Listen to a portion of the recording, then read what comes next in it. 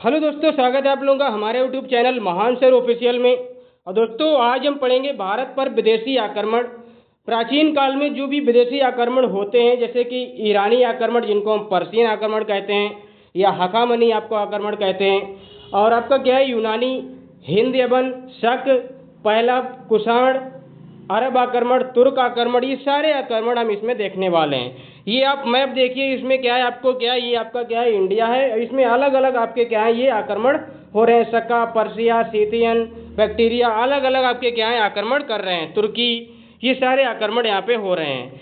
तो मैं आपको बता देता हूँ कि मेरी और भी क्लासें हो चुकी हैं, जैसे कि मैं पूरा इतिहास कवर करा रहा हूँ। सबसे पहले मैंने प्राचीन इतिहास के स्रोत कराए, फिर मैंने प्राचीन इतिहास में मैंने प्रागैतिहासिक काल, पाषाण काल, ये सारी चीज़ें कराई, ताम्र पाषाण काल, हड़प्पा सभ्यता, वैदिक सभ्यता, और उसके बाद जैन, बौद्ध धर्म और जैन धर्म, महाजनपद काल, मगध का उत्कर्ष, अलेक्जेंडर सिकंदर का आक्रमण मैंने करा दिया है, मौर्य साम्राज्य करा दिया है, और उसके बाद मैंने मौर्योत्तर काल करा दिया। और ये भी आपका क्या है मौर्योत्तर काल ही है, जिसमें हम विदेशी आक्रमण देखने वाले हैं। तो ये सारे टॉपिक मैंने आपको करा दिए हैं। हम पढ़ेंगे भारत पर विदेशी आक्रमण। तो देखिए क्या है, ईरानी आक्रमण, यूनानी आक्रमण, हिंद यवन, शक, पहला, कुषाण, और आपके क्या है अरब आक्रमण, तुर्की आक्रमण, ये सारे आक्रमण भारत पे क्रम वाइज क्रम होते हैं। लेकिन ये दोनों आक्रमण जो हैं ये तो हम पहले ही पढ़ चुके हैं, और ये हम पढ़ेंगे दो वाले लास्ट के जब पढ़ेंगे, जब हमारा मध्य भारत चल रहा होगा, मध्यकालीन भारत चल रहा होगा, तो हमको ये वाले आक्रमण हमको पढ़ने हैं। ठीक है, तो आगे आते हैं, इन्हीं के बारे में समझते हैं। ये क्या है, मौर्योत्तर काल में आपके क्या है ये विदेशी आक्रमण होते हैं। हिंद यवन, शक, पहलव, कुषाण, इससे पीछे हमने जो क्लास में पढ़ा था ना, जो मौर्योत्तर काल में जो हमने देशी ब्राह्मण राज्य पढ़े थे, वो भारत पे रूल करते हैं। उसके बाद साथ पैरेलल ही आपके ये भी आक्रमण हो रहे होते हैं। अब देखिए आगे हम जब पढ़ते हैं तो सबसे पहले हम पढ़ते हैं हिंद यवन को। हिंद यवन शासक सबसे पहले पढ़ते हैं, और इसका सामान्य परिचय देखते हैं। ये बैक्टीरियन थे, इनको बैक्टीरियन कहा जाता था। इनका पहला शासक डेमेट्रियस था, जो कि सिकंदर के सेनापति सेल्यूकस की तीसरी पीढ़ी का वंशज था। और इसने क्या है पश्चिम तथा मध्य एशिया में एक विशाल साम्राज्य का निर्माण कर लिया था। किसने? सेल्यूकस ने।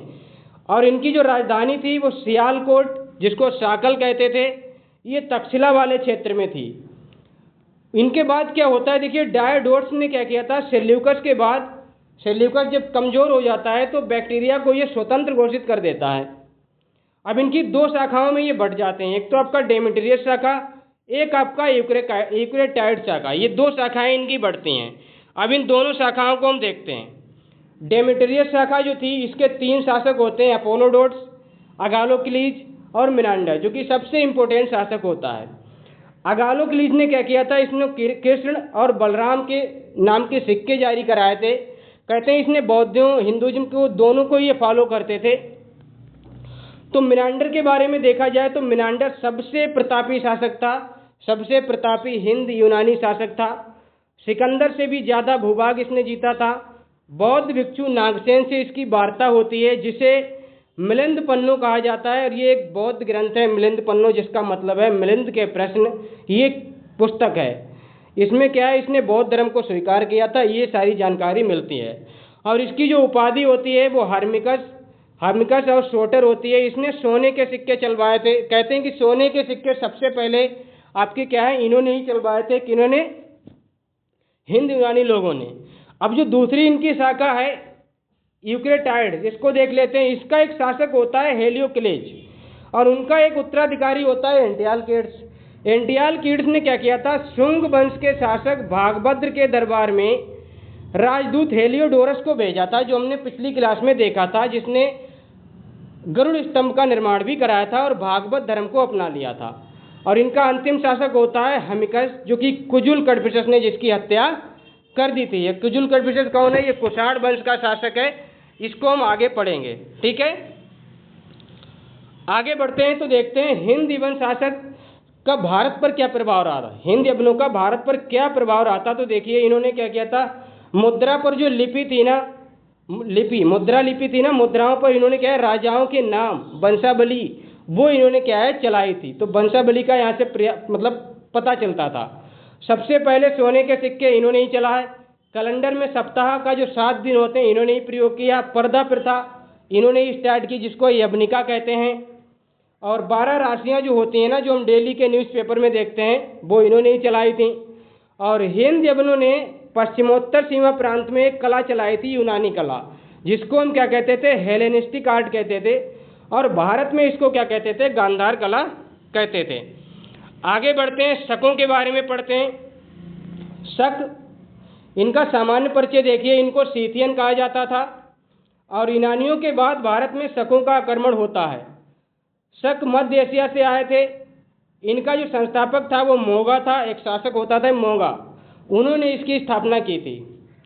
शकों की 5 शाखाएं भारत में थीं, अफगानिस्तान, पंजाब, मालवा, उत्तरी क्षत्रप, पश्चिमी क्षत्रप।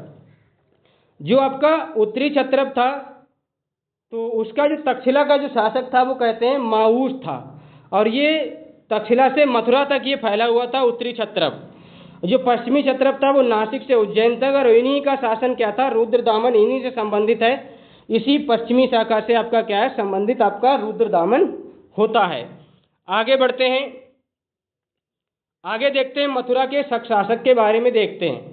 तो मथुरा का जो प्रथम शासक था वो राजुल या राजउल था।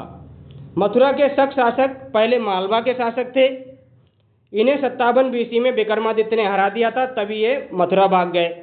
फिर 57 बीसी में विक्रम क्या है, इसी टाइम पे क्या होता है, 57 बीसी में विक्रम संवत आता है। क्यों आता है, क्योंकि विक्रमादित्य ने इनको हरा दिया था, तो इन्होंने क्या चलाया था, विक्रम संवत, जो कि 57 बीसी में चलता है।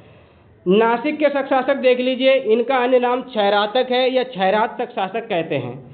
और यहीं का आपका क्या है, प्रमुख शासक क्या है, नहपान है, जिसको गौतमी पुत्र सतकर्णी ने हराया था, हत्या कर दी थी, जिनकी जानकारी हमको कहाँ से मिलती है, जोगल थंबी के सिक्कों से और मृदभांडों से मिलती है। ठीक है, आगे बढ़ते हैं, उज्जैन के शक शासक के बारे में पढ़ते हैं। इनका अन्य नाम काधर्मक शासक था। इनका प्रथम शासक चष्टन था और सबसे प्रतापी शासक रुद्रदामन था, जो कि पश्चिमी क्षत्रप था, यानी कि नासिक से उज्जैन वाली शाखा का ये संबंध रखता था।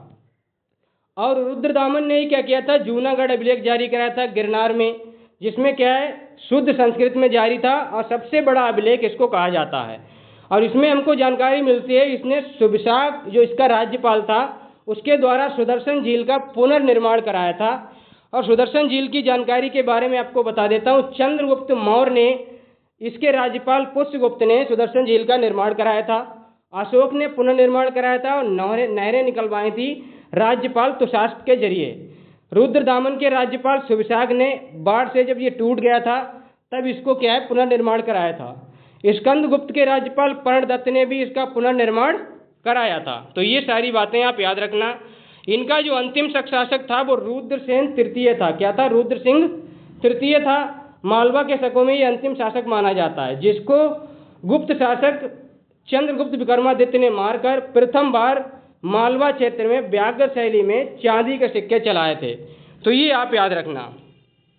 अगला क्या है, पहलव वंश। पहलव को हम पार्थियन कहते हैं। और ये क्या है, भारत में पार्थियन साम्राज्य का जो वास्तविक संस्थापक है वो मिथ्रेडेट्स है। इस वंश का सबसे प्रतापी शासक और प्रसिद्ध शासक गोंडो फर्नीज है। क्या नाम है, गोंडो फर्नीज, जो पहलव वंश का शासक है। ये मूल रूप से पर्सिया या ईरानी थे। इनकी राजधानी तक्षशिला थी। गोंडो फर्नीज के शासनकाल में एक सेंट थॉमस नाम का पादरी आता है और ईसाई धर्म का भारत में प्रचार करता है। कहते हैं कि प्राचीन काल में ये पहला ऐसा होता है कि ईसाई धर्म का प्रचार करने को ही आता है। बाद में ये दक्षिण भारत में चला जाता है, जहाँ इसकी हत्या कर दी जाती है तमिलनाडु में। इस प्रकार पहली शताब्दी में क्या है, भारत में ईसाई धर्म आता है। पर्शियन राजाओं के सिक्के पर क्या है, धार्मिक उपाधि मिलती है। जो पर्शियन राजा हैं उन्होंने धार्मिक उपाधियां भी उत्कीर्ण कर रखी थी। और पहलव वंश का जो राज्य का जो अंत था ना, वो कुषाणों ने कर दिया था। किसने कर दिया था, कुषाणों ने इसका क्या कर दिया था, अंत कर दिया था। तो ये आपको याद रखना है। अब हम पढ़ते हैं कुषाण वंश के बारे में। कुषाण वंश, इनमें जो प्रमुख आपके राजा होते हैं वो एक बार देख लीजिए। सबसे पहले क्या है, कुषाण वंश को ही हम यूची वंश कहते हैं और तोखरी वंश कहते हैं। इनका जो पहला शासक होता है वो कुजुल कड़फिसस होता है। फिर इसके बाद भीम कड़फिसस आता है, फिर आपका कनिष्क होता है, फिर आपका क्या होता है, वासुदेव। तो सबसे पहले कुजुल कटफिशेस के बारे में जानते हैं। इन्होंने क्या किया था, कुषाण ये मध्य एशिया से आए थे। कुषाण यूची जनजाति के थे। संस्थापक कुजुल कटफिशेस तांबे के सिक्के चलाए थे और इसी ने, मैंने आपको बताया था ना, उसको मारा था। किसको? जो अंतिम शासक आपका क्या था, यूक्रेटाइड शाखा का था, हर्मिकस, उसको इसी ने मारा था, इसी ने उसकी हत्या की थी। पुरुषपुर पेशावर इनकी राजधानी थी और एक इनकी राजधानी मथुरा थी। तो ये दो राजधानियां इनकी हुआ करती थी। इसमें आप मैप में देखिए, ये कुषाण साम्राज्य का आपको दिख रहा होगा। अगला शासक आता है बिम कटफिशेस। इसे ही वास्तविक संस्थापक कहा जाता है। बिम कटफिशेस को वास्तविक संस्थापक कहते हैं। बिम कटफिशेस ने सोने तांबे के सिक्के चलाए थे, जिसे द्विभाषीय मुद्रा भी कहा गया था। एक तो यूनानी लिपि में इसने चलाया था, एक खरोष्ठी लिपि में इसने चलाया था। तो दोनों लिपियों में इसने चलाए थे। बिम कटफिशेस शैव धर्म का अनुयायी था। कहते हैं शिव, नंदी, बैल, त्रिशूल की आकृति वाले सिक्के इसने चलाए थे। और इनकी जो उपाधियां थी, इसको सम्राटों का सम्राट कहा गया था, सर्वलोकेश्वर कहा गया था, महेश्वर कहा गया था। ये इनकी उपाधियां थीं। किसकी? बिम कटफिशेस की। आगे बढ़ते हैं तो अगला राजा आता है कनिष्क, जो कि इस वंश का सबसे प्रतापी शासक होता है। सबसे प्रतापी शासक। कहते हैं कि रबर्टक अभिलेख के अनुसार कनिष्क जो है वो बिम कटफिशेस का पुत्र था। कनिष्क कुषाण वंश का सबसे महान और प्रतापी शासक था। कनिष्क का राज्यारोहण 78 इकाई में होता है। तिथि क्या है इसकी? 78 इकाई है। और यहीं से भारत में शक संवत की शुरुआत होती है। तो शक संवत किसने चलाया था? ये आपका कनिष्क ने चलाया था और 78 AD में चलाया था। ठीक है। गद्दी पर बैठने से पहले कनिष्क तक्षशिला का गवर्नर था। कनिष्क के समय जो साम्राज्य था वो अफगानिस्तान, सिंध, बैक्टीरिया और पर्सिया, यहाँ तक इसका क्या है, इसने विस्तार कर रखा था। उपाधियां इसकी क्या थी? इसे द्वितीय अशोक कहते थे। देवपुत्र इसको कहते थे कनिष्क को। ठीक है। शुद्ध सोने के सिक्के इसी ने चलाए थे, जिसपे सूर्य देवता हेलियोक्लीज का प्रतीक था। क्या था? सूर्य देवता हेलियोक्लीज का प्रतीक था। शुद्ध सोने के सिक्के चलाए थे। कनिष्क का साम्राज्य तथा अन्य राजाओं से युद्ध। उत्तर भारत और मध्य एशिया में काशगढ़, यारकंद, खेतान आदि प्रदेशों पे इसने क्या किया था? अधिकार कर लिया था। तिब्बत, चीनी लेखकों के अनुसार साकेत और पाटलिपुत्र के राजाओं से भी इसका युद्ध होता है। मौर्य साम्राज्य के बाद पहली बार एक विशाल साम्राज्य बनता है, जो कि गंगा, सिंधु और आक्सस की घाटियों के आसपास स्थित था। कनिष्क का चीनी शासकों से युद्ध होता है। किससे होता है? क्या नाम है इसका? पांचाओं से इसका युद्ध होता है। तो पहले तो ये हार जाता है, बाद में ये जीत लेता है। और तीनों महान सिल्क मार्गों पर इनका अधिकार होता है। किनका? कनिष्क का। एक तो आपका क्या है, कैस्पियन सागर से जो होकर जाने वाला मार्ग था, उस पर इनका अधिकार था। एक आपका मर्व से फरात, जो यूफ्रेटस नदी है, रूम सागर बंदरगाह तक इनका क्या था? अधिकार था। और भारत से जो लाल सागर तक जाने वाला मार्ग था, उस पर इनका अधिकार था। उत्तर पश्चिम भारत का व्यापार सर्वाधिक महत्वपूर्ण केंद्र इनका था। तो ये चीजें आपको पता होनी चाहिए, याद रखना। कनिष्क और उसके धर्म के बारे में देख लेते हैं। देखिए, कनिष्क का जो धर्म था वो महायान शाखा का ये अनुयायी था और ये बौद्ध धर्म को मानता था। महायान शाखा बौद्ध धर्म। इसने चौथी बौद्ध संगीति का आयोजन भी कराया था कश्मीर कुंडलवन में, जहाँ के अध्यक्ष आपके क्या थे? वसुमित्र थे। चौथी बौद्ध संगीत के बाद ये दो शाखाओं में बढ़ जाता है आपका बौद्ध धर्म। एक तो हीनयान और आपका महायान। महायान शाखा में दो शैलियों में इनकी प्रतिमा देखने को मिलती है। एक तो आपकी गांधार और एक आपकी मथुरा। दो शाखाओं में, मतलब दो शैलियों में प्रतिमा बनती है। तो वो आपकी कौन सी है, आपको एक बार दिखा देते हैं। मूर्ति कला देखिए यहाँ पे क्या है, एक तो गांधार कला है, एक आपकी क्या है? मथुरा कला है। तो ये दोनों ही कला आप देख लीजिए। इसमें क्या है, देखिए, इंडो ग्रीक शैली में क्या है? यूनानी रोमन शैली इसे कहा गया है। और ये कनिष्क के समय आपकी मथुरा में चलाई गई थी, तो इसको मथुरा कला कहा गया है। प्रमुख केंद्र यहाँ पे गांधार शैली, गांधार में थी, तो इसको गांधार शैली कहा गया।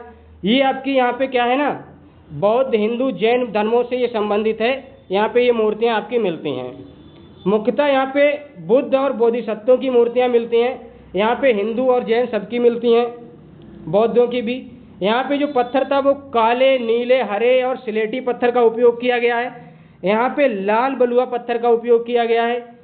यूनानी देवता अपोलो की नकल है। ये आपके क्या है? यूनानी देवता अपोलो हैं, जिनकी ये नकल बताई जाती है। ऐसे ही अपोलो होते हैं जो कि बुद्ध के हूबहू आपके क्या है एक तरीके से होते हैं। बुद्ध की प्रथम मूर्ति क्या है, बुद्ध की जो प्रथम मूर्ति मिलती है ना वो यहीं पे आपकी क्या है मथुरा में इनकी मिलती है प्रथम मूर्ति। यहाँ पे क्या है आध्यात्मिकता कम थी और बौद्धिकता ज़्यादा थी, यानी आडंबर अधिक था, और यहाँ पे आध्यात्मिकता अधिक दिखाई गई है और आडंबर को कम दिखाया गया है। और आगे देखते हैं तो कनिष्क कालीन कुछ साहित्य और वास्तुकला का भी हमको जिक्र मिलता है। कुषाणों ने शुद्ध सोने के सिक्के 124 ग्रेन के जारी किए थे। पुरुषपुर, पेशावर, कनिष्क ने क्या किया था, चैत्य, संगाराम ये निर्माण कराए थे। बामियान खड़ी हुई जो बौद्ध की जो प्रतिमा है ना वो आपकी क्या कहलाती है, बामियान कहलाती है। ये कश्मीर में कनिष्कपुर नगर इसने बसाया। कनिष्क के समय कुछ विद्वान जैसे कि चरक हुए जिनकी चरक संहिता आपको देखने को मिलेगी, वसुमित्र जिन्होंने महाविभाषा शास्त्र पुस्तक लिखी, अश्वघोष जो कि राजकवि थे इन्होंने बुद्ध चरित, बौद्ध धर्म की रामायण इसको कहते हैं, सौदरानंदन जो कि संस्कृत में है, इनको भारत का हेटे और भारत का बाल्टेर कहा गया है। प्रधान पुरोहित इनके क्या थे, संरक्षक थे। नागा अर्जुन जो कि भारत का आइंस्टीन कहे जाते हैं, इनकी एक रचना आपकी प्रज्ञा पारमिता मिलती है, जिस माध्यम का सूत्र मिलती है जिसमें सापेक्षता का सिद्धांत दिया गया है, शून्यवाद की बात की गई है। वात्स्यायन की एक पुस्तक है काम सूत्र। तो ये सारे के सारे आपके क्या है कनिष्क से संबंधित आपके क्या थे, विद्वान थे उसके टाइम के। अब कुछ और महत्वपूर्ण चीजें हैं जो देख लीजिए। ये इसका जो अंतिम शासक था वो क्या था, वसुदेव था। कुषाणों ने सर्वाधिक सिक्के आपके क्या है तांबे के चलाए थे और शुद्ध सिक्के किसके चलाए थे, सोने के चलाए थे। ईंट के कुओं का निर्माण इन्होंने कराया। भारत को मध्य एशिया के अल्ताई पहाड़ों से प्रचुर मात्रा में सोना प्राप्त होता था, जिसका प्रयोग कुषाणों ने सिक्के बनाने में किया था। कुषाण काल में भारत में बाल विवाह का प्रचलन हुआ। मौर्योत्तर काल के राजाओं ने देवता के सिद्धांत का प्रारंभ किया था।